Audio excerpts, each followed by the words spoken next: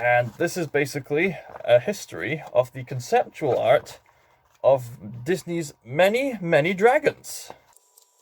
Getting more classic than Maleficent, eh? And all the powers of hell! Derpy looking dragon. Oh, there's some Samurai Jack quality stuff right there. Madam Mim! Of course, there's Peach Dragon. This book came out when Peach Dragon's remake was coming out at the time. Some of you may or may not recognize this one. Can your friends go poof? Well, looky here. That doesn't count as a dragon, does it? I don't know, maybe Hydra's just infiltrating the popular culture again. Vengeance will be mine! The Jabberwocky, voiced by Christopher Lee. That's the Loch Ness Monster. That doesn't count as a dragon, does it? Oh, look at that dragon. So now, we come to Raya and the Last Dragon.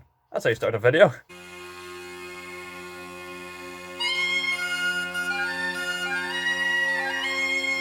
I'm probably going to give spoilers for this whole movie because I can't talk about how good this movie is without spoiling it, I think. Hello everybody, Scott Meyer here, and welcome to my review of Raya and the Last Dragon, which I must say, I really enjoyed it. I enjoyed Raya and the Last Dragon more than I thought I would. It was quite a pleasant surprise, actually. I don't think I've felt this way about, well, actually, it's a similar feeling I got when watching Wreck-It Ralph. I saw the trailer for it, I was excited. Then once I saw Wreck-It Ralph, I was satisfied to seeing it, and it was better than I thought it was going to be.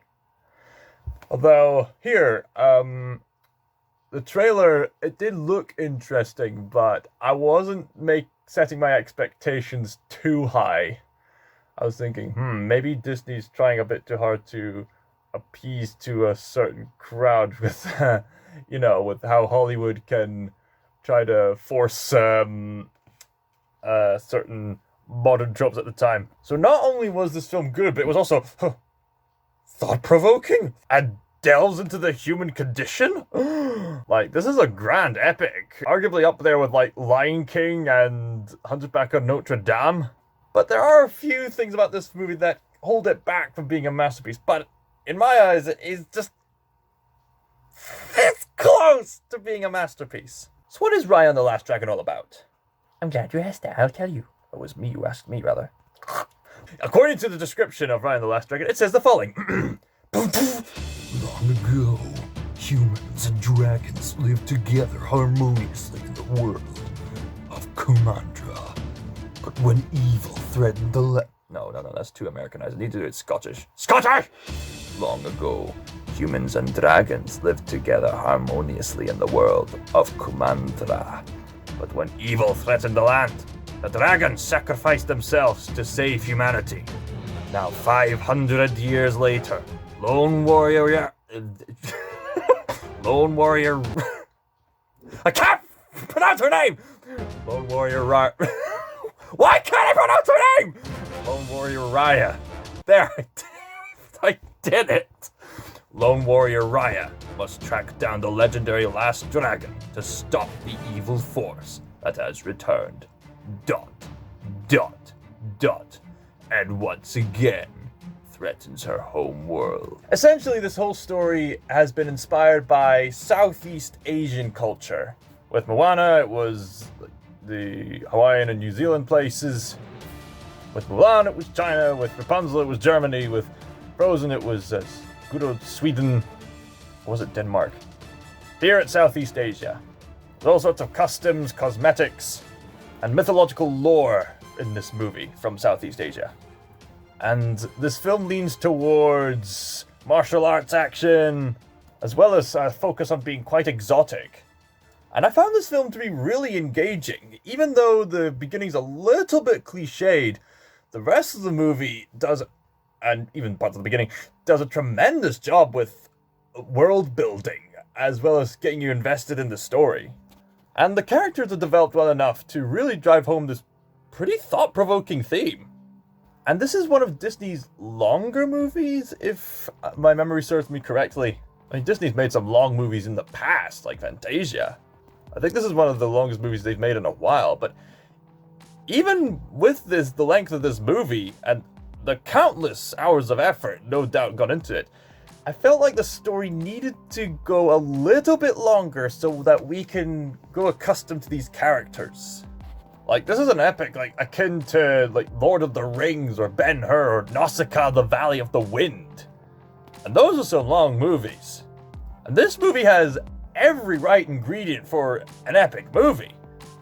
I just wish it could have gone on a little bit longer, which I suppose can be seen as a good thing due to how well they've built this world. Because I really like these companion characters, but I felt like the companion characters particularly needed some more time and development. I was fine with the development of all the other characters. And in a pleasant way, these characters kind of defied a few tropes of Disney. It's kind of bizarre of me to say this, because when you take one initial look at Raya, you just think, oh, she's ripping off Mulan and Moana at the same time. But the more you look into this movie, she stands out as her own character because she has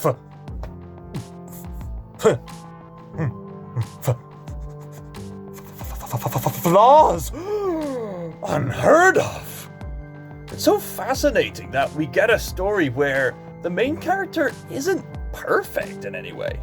Now, true, I would have looked at characters accused of being Mary Sue's like Ray from the sequel trilogy and would have made the defense, well, she ran away in this one scene, so that's a flaw.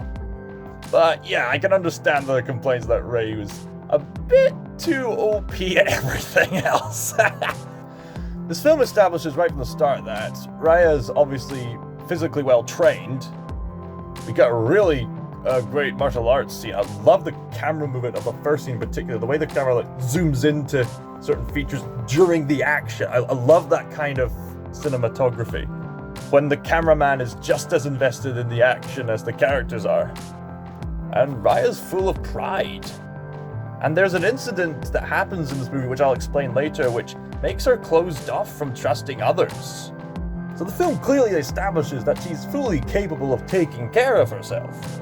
But the themes of this movie drive home the fact that mere brute force and awesomeness is not enough to solve the problem, which I'll get into more depth later.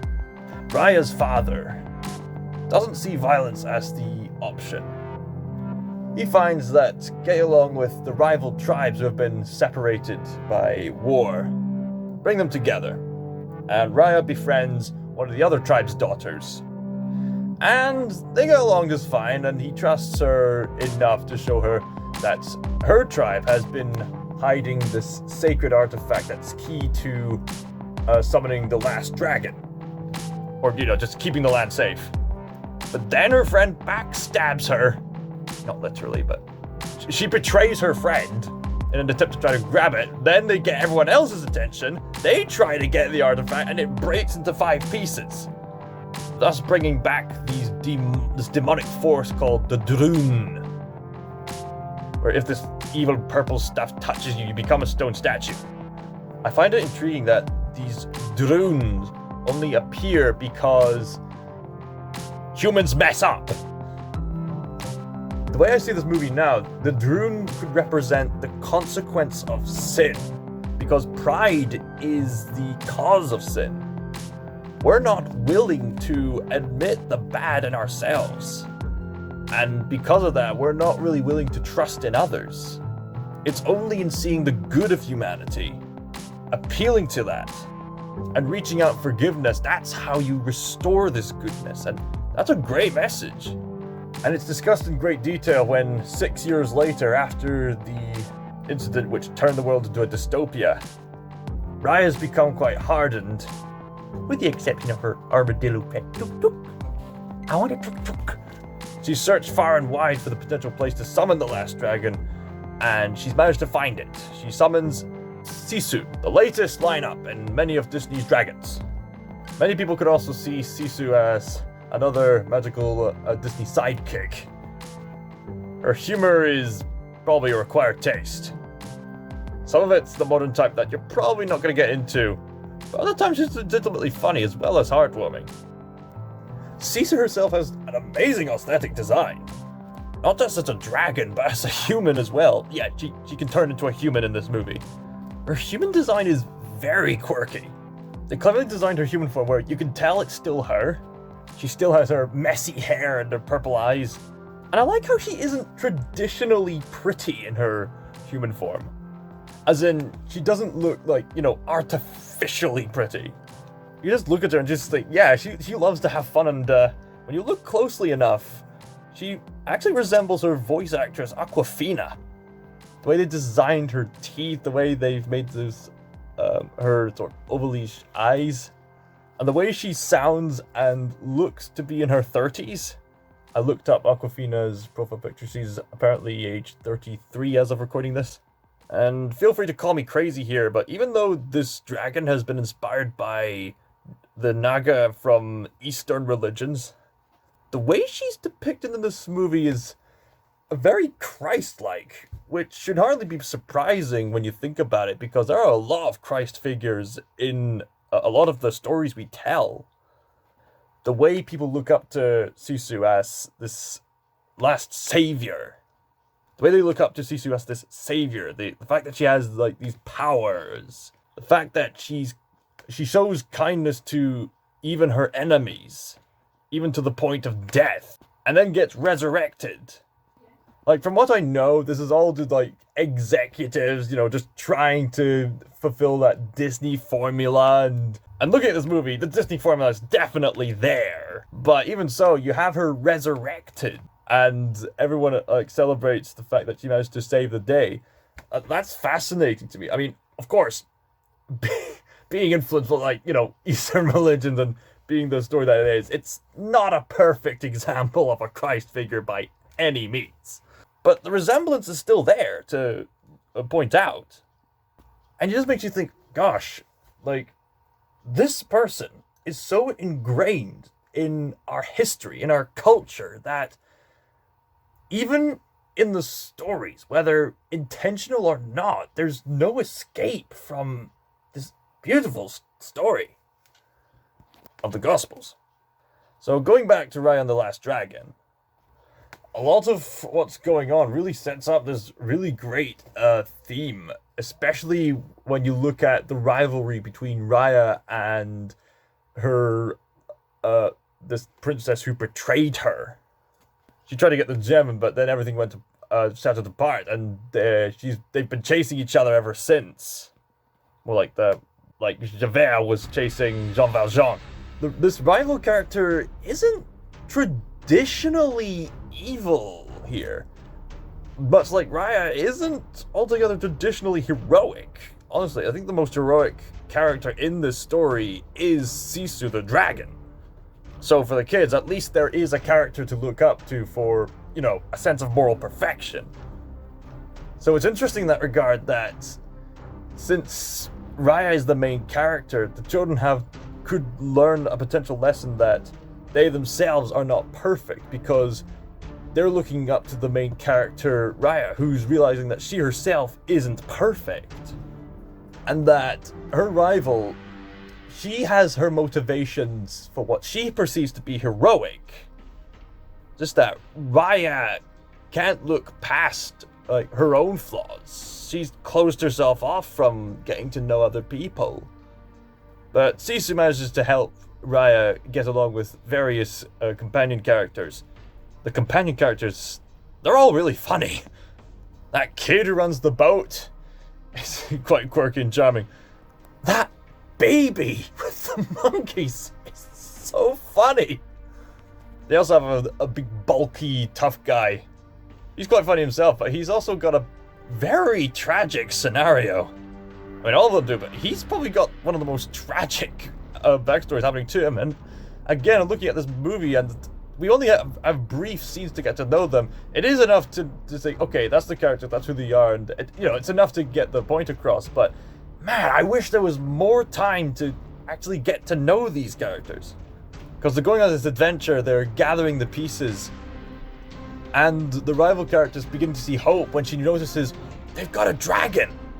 But her mum puts a bit of pressure on her, so when Raya and her rival have the potential to settle things, out of fear, she pulls the crossbow, but Raya herself also contributes to the tension And kind Sisu is trying to resolve the issue. Just think we can do this together, but... Oh man, she gets shot! Everything goes to waste, and this is usually the part where, you know, like, the main character will go, oh, everything's gone bad, then we'll sing a song, and then we'll get back to action, just fix everything. Not that there's anything wrong with that, but that's just the, you know, the Disney formula.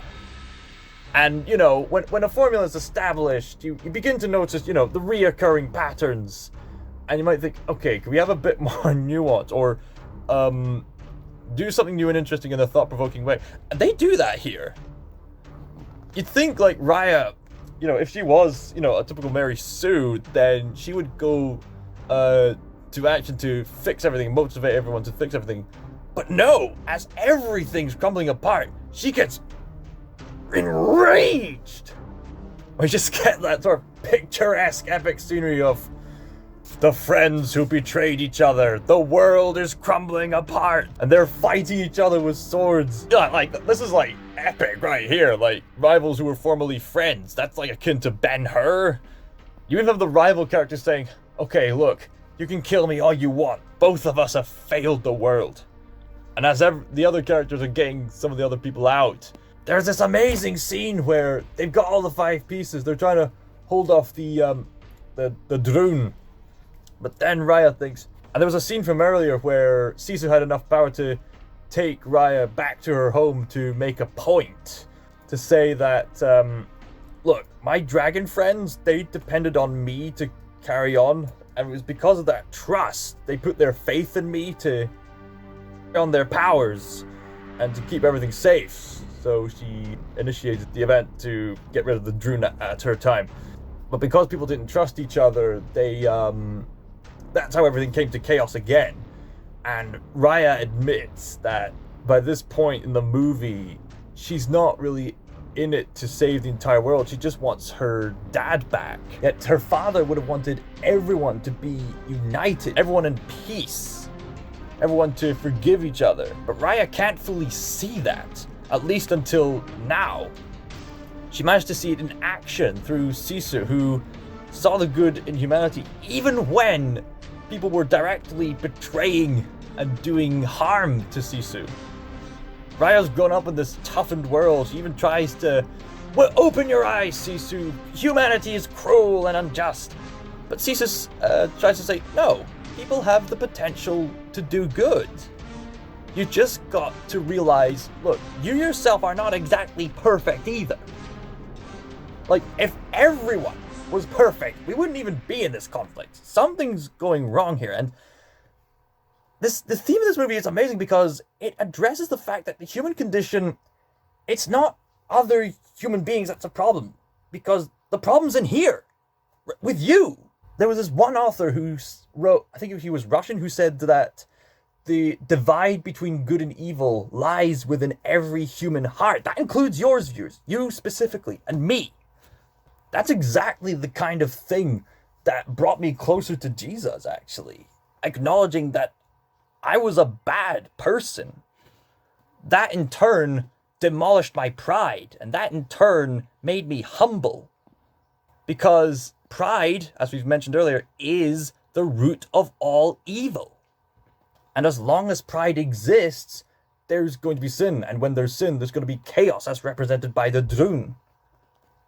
And Raya and her rival are still full of pride.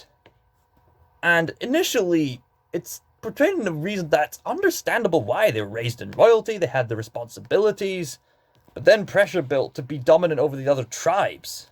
But in this finale, Raya finally humbles herself and realizes Dad wouldn't have wanted this. Dad would want all of us to acknowledge our flaws. My dad would have wanted all of us to get along. The only way to fix the evil is to fix the problem of the human heart. It's very similar to what happened back in Jesus' day. People thought Jesus was going to overthrow the Romans, but stopping evil is not enough. Because if you stop evil, it's going to come back. Why? Because the problem's deeper than that. The problem is in the human heart. This is why Jesus died on the cross. Well, one of the reasons why. Jesus, through his own perfect life, wanted to make us reflect that we're not perfect either. Even historical sources outside the Bible who are hostile to Jesus acknowledge that A, he existed, and B, he had perfect moral character. Jesus once said to a group of people, "Any of you who have not sinned may throw the first stone." All the crowd looked at their stones and thought,